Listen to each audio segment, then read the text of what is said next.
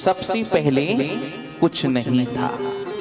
ये सृष्टि जलमग्न थी, केवल श्रीमन नारायण शांत भाव से विश्राम कर रहे थे। तो वेद कहता है कि सह अकामयत एको अहम बहुश्यामो भविष्यति। भगवान नारायण के मन में आया कि मैं एक से बहुत हो जाऊं।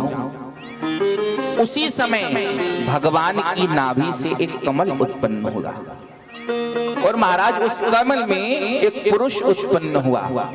अब उस पुरुष की उत्पत्ति तो हुई, लेकिन उस पुरुष को पता ही नहीं कि मैं हूं कौन। उस कमल लाल की तंतु में कई हजार वर्षों तक अंदर जाएं बाहर आए, अंदर जाएं बाहर आए, लेकिन उस कमल लाल की तंतु का तो अंत ही नहीं।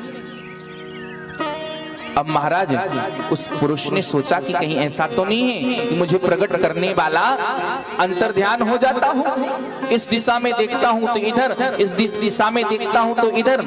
ऐसे श्रीमन नारायण की कृपा से चारों दिशाओं में देखने की शक्ति उस पुरुष को प्राप्त हुई महाराज। और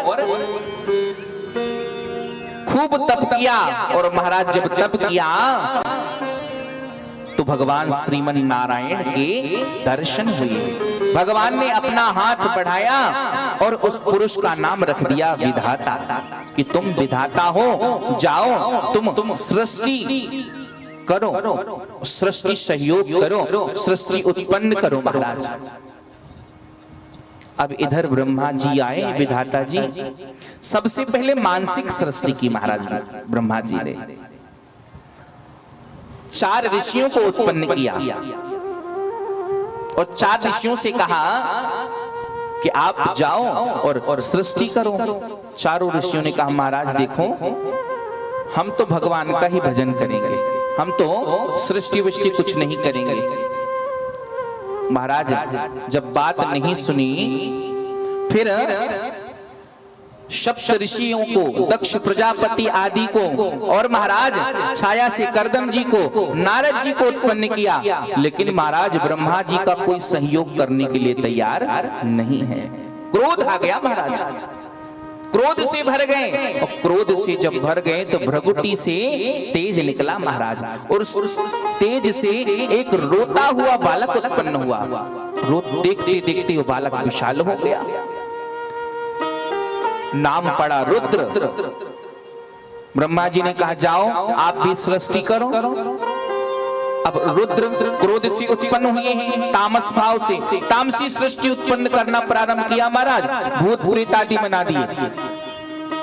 ब्रह्मा जी ने कहा महाराज तुम चुपचाप बैठो और साधना करो, कुछ मत करो, तप करो, ऐसी सृष्टि नहीं चाहिए, अभी उत्पन्न नहीं किया मैं। और ध्यान दीजिएगा, ये एक कल्प की कथा है, आप लोगों को भ्रम नहीं होना चाहिए, क्योंकि ऐसे कई कल्प, सतयुग, द्वापर, त्रेता, कलयुग कई बार घट चुके हैं।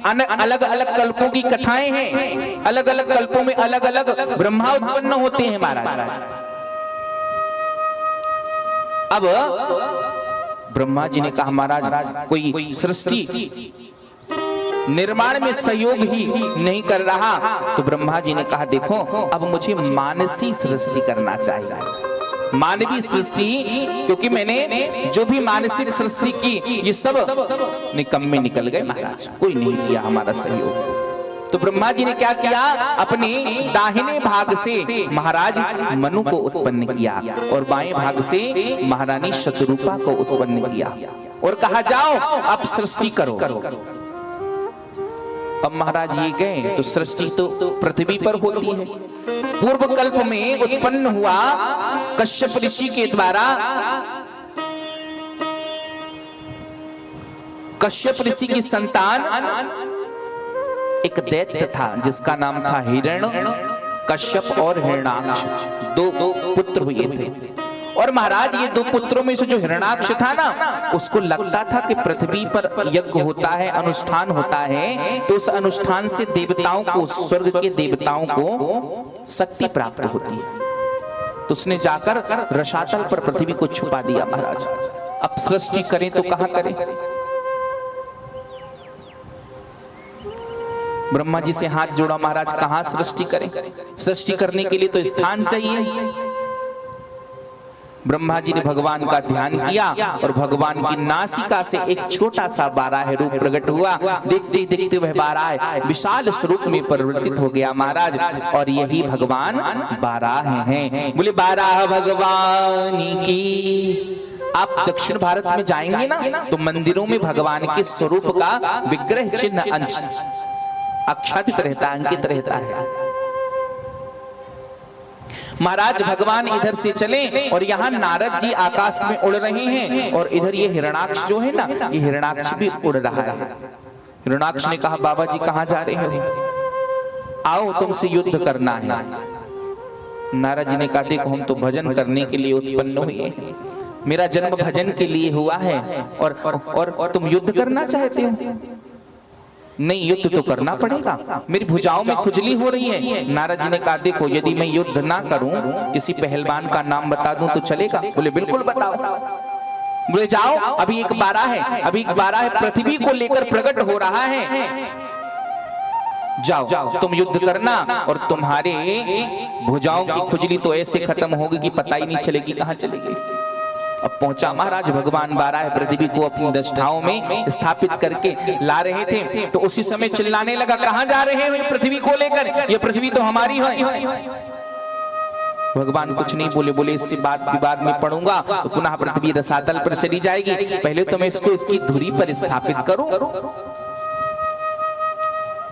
और तो क्रोध में भरकर भगवान को कहता है जंगल में रहने वाले प्राणी मेरी बात को सुनता नहीं है, कहां जा रहा है पृथ्वी को लेकर? भगवान ने तो पहले पृथ्वी को स्थापित किया, और स्थापित करने के बाद क्या कहते हैं, अरे महान पुरुष सत्यम वयं भो वन गोचरो मृगः युष्मद् विधान मृगये ग्राम सिंह। बिल्कुल तुम सही कह रहे हो, मैं जंगल में रहने वाला प्राणी हूं, लेकिन तुम्हारे जैसे ग्राम सिंहों से मैं नहीं डरता। और भगवान ने एक नमूका धरा, उसका नमो नारायण हो गया। स्वर्ग से देवता आकर पुष्पों की वर्षा करने लगे, और महाराज भगवान की जय जयकार होने लगी। अब पृथ्वी स्थापित हो गई, और महाराज